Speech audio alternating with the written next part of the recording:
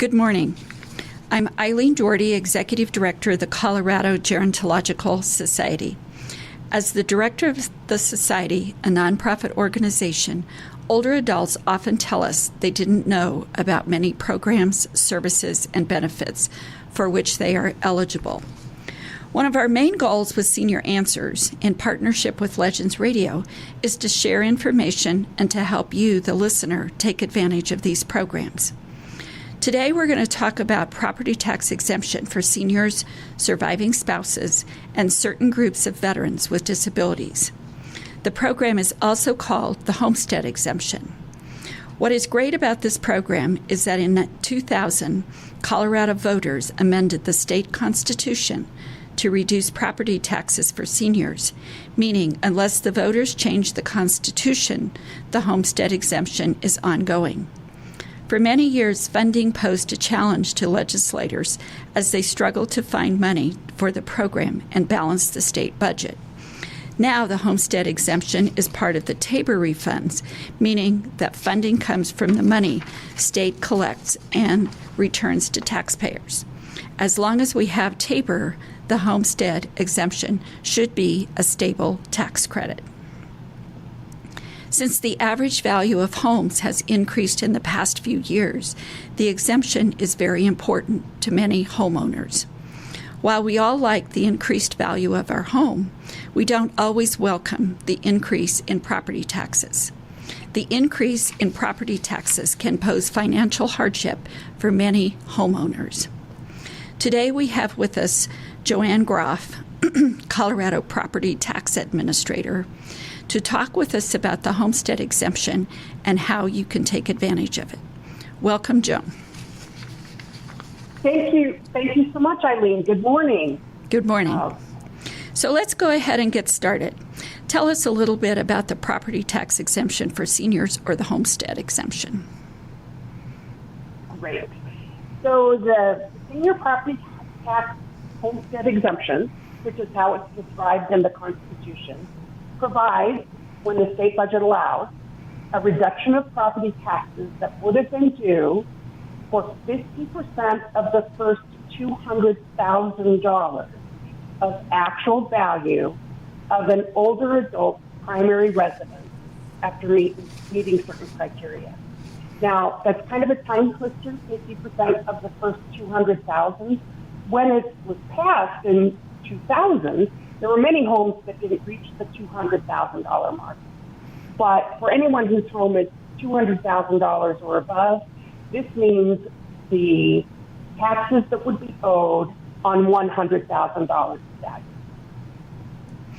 So who's eligible to receive the service? So any older adult who has owned and occupied their home as their primary residence for 10 years and is 65 years of age as of January 1st in the year they apply. So you can't apply till you're 65 as of January, and you have to have owned and occupied your home as your primary residence for the previous 10 years. And so how do older adults take advantage of this tax credit? So it's really not very difficult. It might be better to think of this as a property tax deduction because there are credits that are out there as well that you and I are not talking about today. But for the homestead exemption for qualified seniors, there are no income limits. Some of those other programs have income limits, but this program does not. And I think that's an important distinction. Once a senior has reached an older adult, I like the terminology that you use. I have to break myself a senior.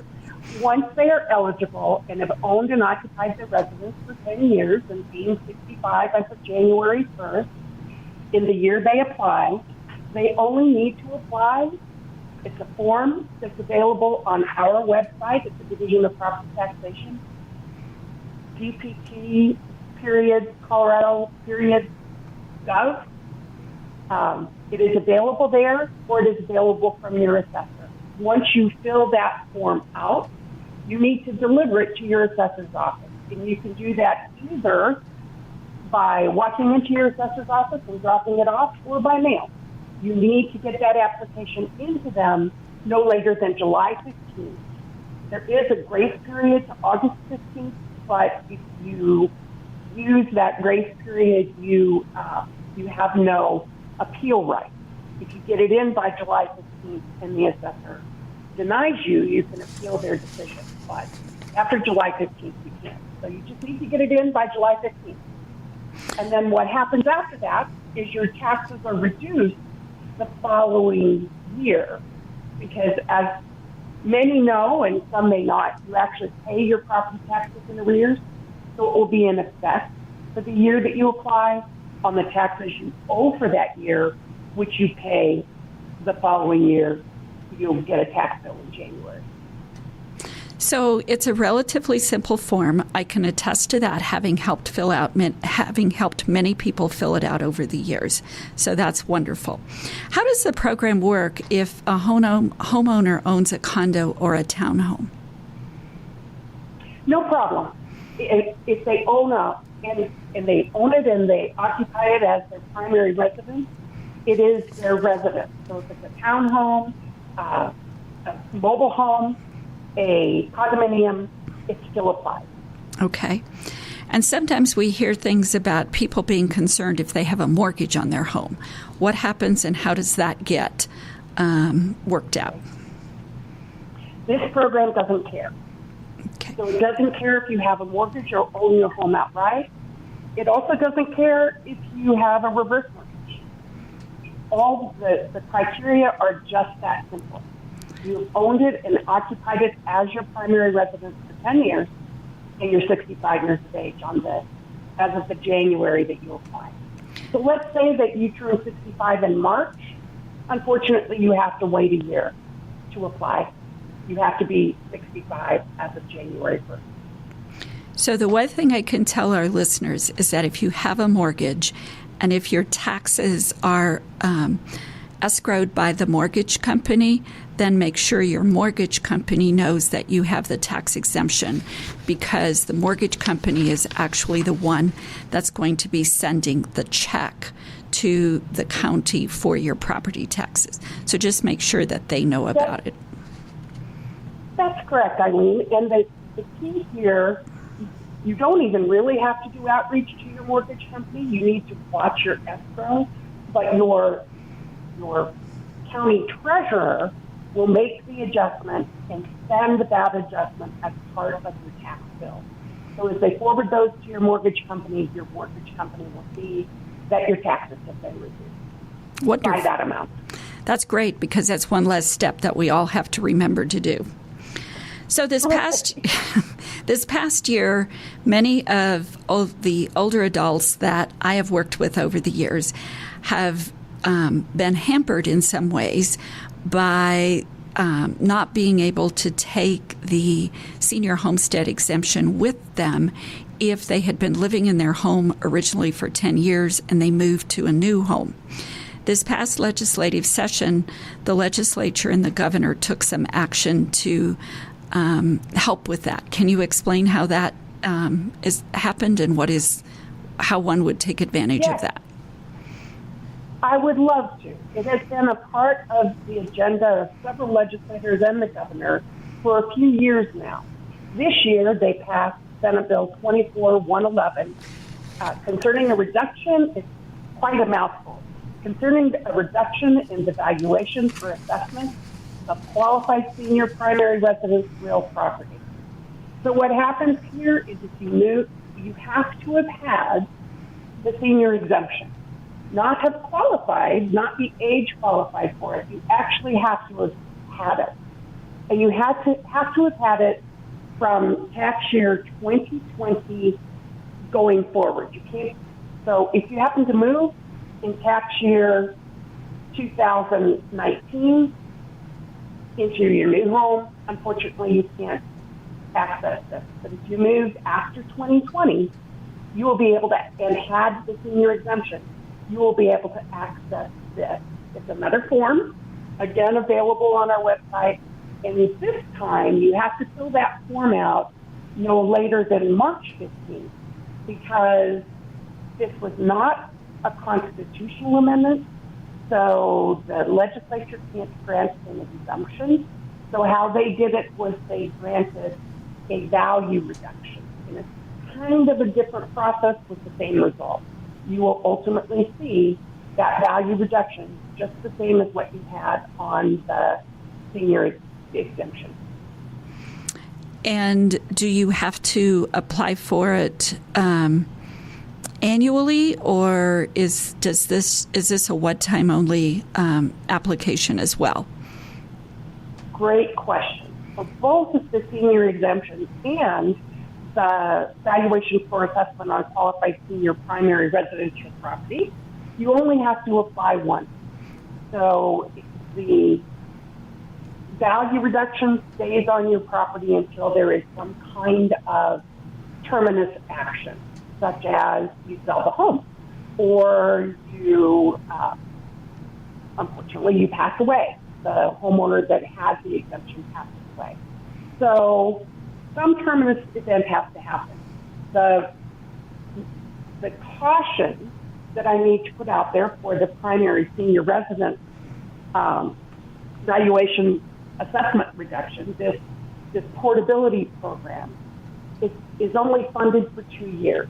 At the end of the session, the legislature couldn't quite figure out where they were going to pay for it. Paying for the backfill out of Tabor has become unpopular. They are still using it for the senior and veterans exemption, but they were reluctant to use it for this exemption, or for this, value adjustment. And so it's only a 2-year program right now. So for 2025, taxes payable in 2026, or 2026, taxes payable in 2027, this program will exist. It is our hope that the legislature will look to extend the program. I believe that was the intention of the sponsors, but they didn't want to hold back passing the program until they could find more stable funding. They wanted to at least get it established. So that's what we're doing. Okay. So if I apply for the program through the valuation assessment portion with the portability, and I get it in 2025, you said it's only funded temporarily. Does that mean that that I would have to apply for, or I will lose it in 2028? You would lose it in 2027. If the legislature doesn't find additional funding, the program will go away in 2027 for property taxes you pay in 2028. So it is right now only a 2-year program. Okay. You can apply in 2025. You don't have to apply again to get 2026. If you don't move until 2025 and you apply in 2026, you will get it for that year. Okay. But as we sit today, it doesn't go beyond the property tax payment that you make in 2027. Okay. So if people have questions, I know you referred them to your website. Is there a telephone number that people could call if they have questions? Absolutely.